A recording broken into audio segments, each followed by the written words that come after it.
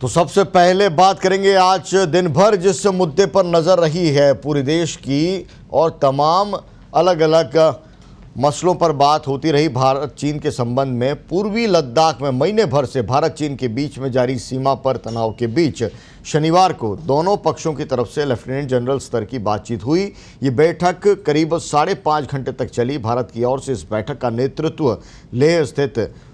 14वीं core के commander lieutenant general Harinder Singh कर रहे थे। यह मीटिंग शनिवार सुबह 11:30 बजे शुरू हुई और शाम 5:30 बजे तक लगभग चली। चीन की तरफ से मेजर जनरल लियू लिन इस मीटिंग का नेतृत्व कर रहे थे और चीनी सैन्य अधिकारियों के साथ बैठक से पहले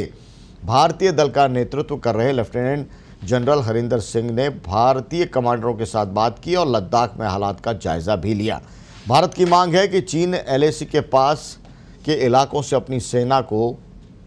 पीछे हटाए, चीन सीमा पर तैनात हथियारबंद और बख्तरबंद गाड़ियों को पीछे ले जाए। भारतीय सेना पेंगोंग त्यों पर जारी विवाद को खत्म करने के लिए चीन पर दबाव बना रही है। इस बैठक का क्या नतीजा रहा है, यह भी जानकारी उस रूप में नहीं आई है क्योंकि सैन्य विभाग के तमाम जो सैन्य अधिकारी हैं वो विदेश मंत्रालय से संपर्क में रहेंगे और विदेश मंत्रालय को अपडेट देंगे कि बातचीत का क्या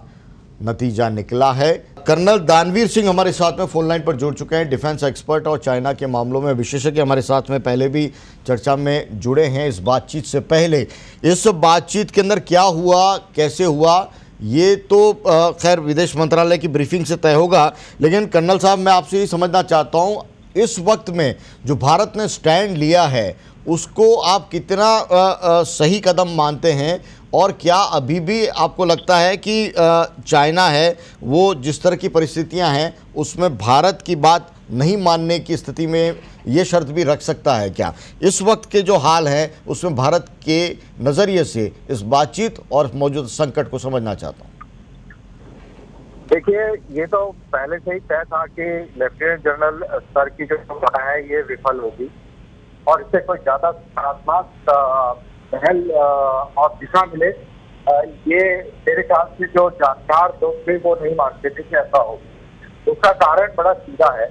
कि चाइना हमारे इलाके में पिकनिक बनाने नहीं आया है, वो किसी गंभीर मुद्दे पर आया है और वो गंभीर मुद्दा है आपका दुर्गुक और दौलत बेग ओल्डी कार्ड और आस्था। आज से 4 साल पहले वहां पर आदमी पैदल भी नहीं जा पाता था, हवाई जहाज और हेलीकॉप्टर के जरिए वहां पर इंसान को भेजा जाता था, सैनिक जाते थे और पहुंचाए जाते थे। वो इलाका इतना वल्नरेबल था कि चाइनीज जब भी चाहते वो कभी भी उसको कब्जा सकते थे। It was a cake walk. लेकिन जैसे ही हिंदुस्तान ने श्योक नदी के ऊपर 2 या 3 पुल बना दिए और वो रास्ता बना दिया, जिसकी बदौलत हिंदुस्तान ने वहां पर देवतान इलाके में काफी सैनिक बल बढ़ा दिया और काफी रसद सामग्री बढ़ा दी, तो वहां का जो पूरा इक्वेशन था वो बदली हो गया और उससे चाइना को काफी खतरा महसूस होने लग गया क्योंकि अक्सर चीन से होते हुए उसका एक बहुत महत्वपूर्ण राष्ट्रीय राजमार्ग जाता है जी जी, इसको हम थ्रेटन करने की पोजीशन में आ गए। तो चाइनीज ने ऐसे इलाके में घुसपैठ करी है जहां पर कोई विवाद नहीं था, गलवान क्षेत्र का इलाका जहां पर लाइन ऑफ कंट्रोल